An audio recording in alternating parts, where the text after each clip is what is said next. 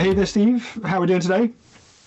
I'm doing very well, thank you, Mark. How are Very you? good. I'm surviving. Yeah, we're all a little bit hectic here at Store Magic at the moment. We're doing a lot, but we're trying to make some differences and enable our customers. Now, this is going to be a follow-on to the warm import video that myself and James did a week or two back. Now, with this, what I'm looking to demonstrate is a multi-VM import. Okay, so we were doing them one at a time. Obviously, within most enterprise organizations, you're going to have, even in an edge environment, 15, 20 plus virtual machines that you're looking to pull across. So what we've been doing is just messing within the warm import KB that we have. And if I just refresh that, because that's looking a bit legacy, we've got this nice example multi-VM import, perhaps. And actually, I'm there saying it's iterative. It isn't iterative. It's going to hit up all of them and transpose them all over, import them all across. So we detailed in the last video about what the warm import is doing. Now, one of the bits that you were struggling with, and I completely get it, is, well, what bit's talking to what, almost. Okay. Now, I referenced that the client where we're running the code from is effectively just a trigger box. And in my topology here, this thing is on, if I was on the right thing, a 1040.0/24. So it's on the same network as my SvHCI node. So 1040.034 is what I'm pinging from here, which is this guy here as my SvHCI. Okay. Yep. Now, I actually have a VMware environment in a completely different IP subnet within this, which if I ping vcsa.bluewater.local in this, I'm going to get a 192 address back. Now, the reason that I've done it like this, and this has taken a little bit of prep, is the SvHCI box isn't on that 192 network. Okay, it cannot chat to that 192 at all. So you've got a management network for VMware, exactly that. Management network for VMware on 192, management network for SvHCI on 10.40, and never the twain shall meet. They can't chat. But I referenced before about being able to control where your import traffic was flowing over. And that becomes so important to potentially maximize throughput, 10 gig, 25 gig versus 1 gig switched if your management network was switched, speed it up. Or also then not impact virtual machines, say rather than running it over the same network as guest VMs and things like that, maybe you're running it over a DAC lead between the two systems that you've plugged in temporarily just to do this task, and you give it its own little private subnet, which is kind of what I've got here. So if I look here, then flexibility. Precisely that. So if I look here, this SvHCI node has this 172 address, 172.16.1, and it can ping. If I select that info interface 172.16.1.1 start, I'm going to get a response back from that guy, which is, if we look at this ESXi host here and look at the relevant bits, go to the VM kernel adapters. There is, if I get there, that 172.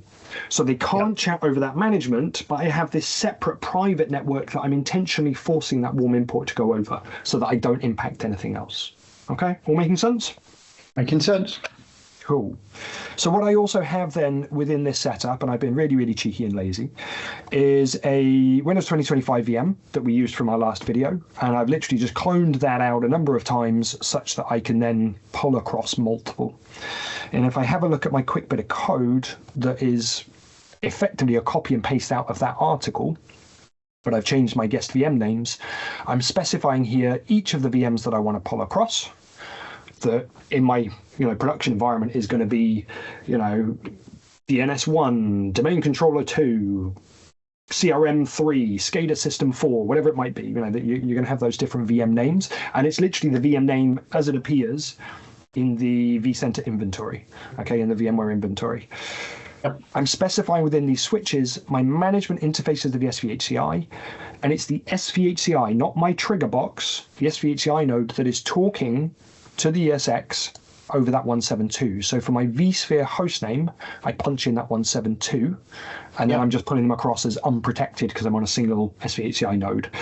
If you do want to pull them across as protected as an FYI, you'd just be putting across in there a dash, like an additional, I would put that in there, make this one remote dash pool, and it would be the pool name of the pool on SvHCI2 because the pool isn't mirrored, and we're going to talk about that a bit more later on. Some questions. Yeah, go for it.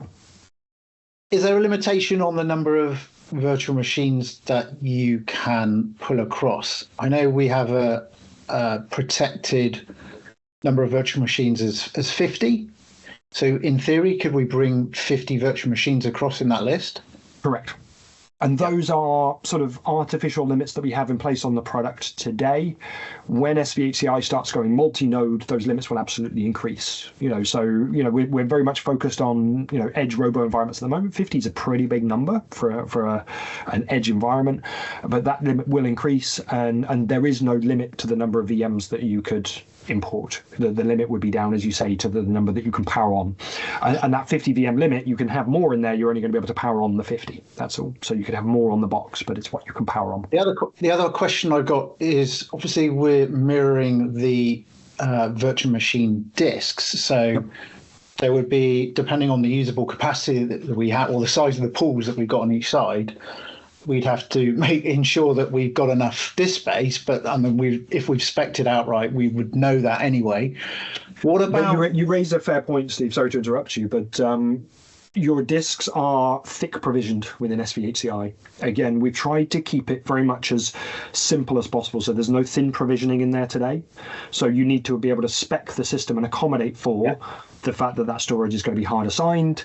There's no dedupe, there's no compression. You are using the capacity that you are using, essentially. And the reason for that, again, is to keep a simple solution, edge focused, and it just work without the complexities and the overheads of some of those things. Maybe we add them in future, but right now, again, all of our focus is multi-node on-prem edge control and everything else as well.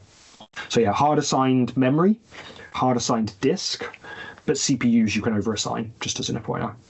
What happens then if you are doing this and you don't have enough resource on the host in terms of CPU and memory? I know you can CPU you can overutilize, but what about memory? Because I've seen in test labs, all of those checks will be on power on. Okay, so your imports, what we're talking about here, would pull across. But when you power on, you're then consuming. So, I mean, again, small example, you've got a system with 64 gig of memory, and you have VMs on there that their total memory assigned takes you to 96 gig of memory. You can only power on the VMs that get you up to that 64 gig limit.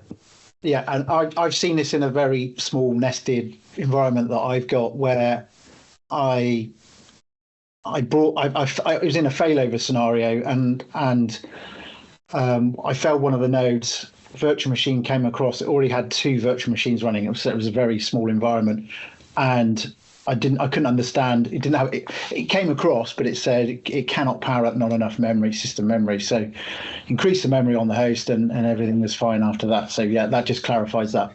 It's all about speccing the system, as you say, and we do have sizing guides, and we're actually working on sort of web-based sizing tools and things as well to be able to ease that workflow for pre-sales and partners and things to be able to spec these systems out. Most of these environments are pretty small, but exactly as I say, you're speccing the system for the total accommodated workload. It's effectively then both systems need to be able to accommodate the entirety of the workload, basically. I.e., one node fails, it needs to be able to accommodate for all the memory of all of the virtual machines, all of the storage, because it's all hard assigned. In future, do we see StormMagic SvHCI, maybe through edge control, being able to do the assessment of CPU memory and resources on a 2-node cluster? I think that becomes all the more interesting when multi-node comes along. So I agree with you. I can see all of that stuff. But as we go multi-node, what you're then first interested, in my opinion, is about load balancing, per your piece about how much CPU, how much memory is available on which nodes and where it's putting things, intelligently putting them, intelligently load balancing them across for you, sort of DRS-like functionality, PRO in performance resource optimization in Microsoft world, load balancing. But we're going to focus on that with that multi-node type model and on-prem edge control once we've got those in place first. Okay. Yep. So what we're going to do here then is literally just run this. So I've got this saved as a .py, nice straightforward stuff. And I'm going to, if I found my relevant windows, come in here. Where did I have my file saved? I did one of these somewhere. There you go. Save me just an up arrow. So we can come along in here and find then. Maybe we can't. No.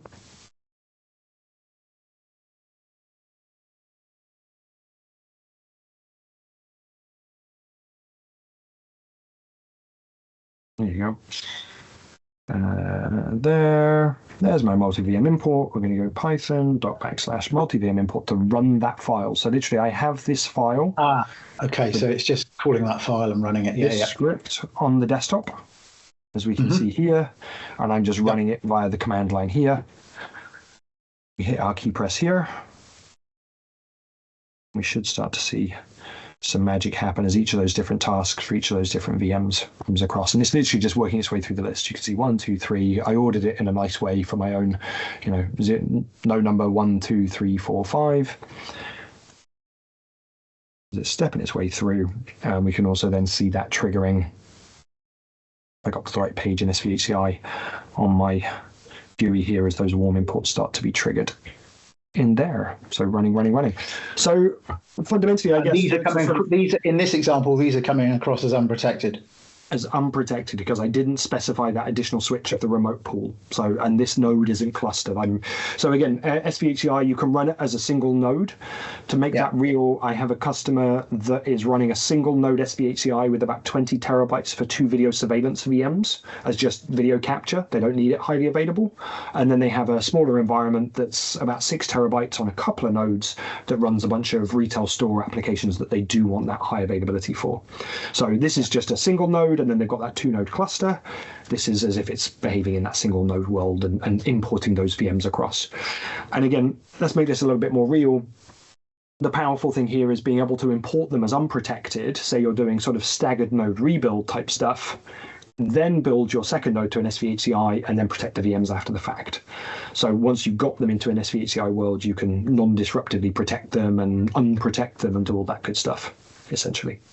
I'm going to put a spanner in the works. Let's see what you got. Well, I don't know. I just thought about it. If you wanted some of those virtual machines to come across as protected and some unprotected, so say you've got 20 virtual machines you want to bring across, and maybe 5 of them you want unprotected, is there a way of scripting that to stagger that approach? Or now you're testing my Python skills, but fundamentally I would have my 5 of them with this syntax of just the local pool specified, where it's just a single node, and the remainders I would have a protected multi-VM import one as a secondary script to pull the other one across and trigger those. So I'm sure you could do it in one script, but for ease and expediency, I would do a copy and paste, add my -- remote pool script in another one, do my 15 VMs as my protected, and my 5 there as my... And then the others will just start in behind those. Yeah, understood. Sorry to be difficult. No, it's good. You're keeping me on my toes. I like that.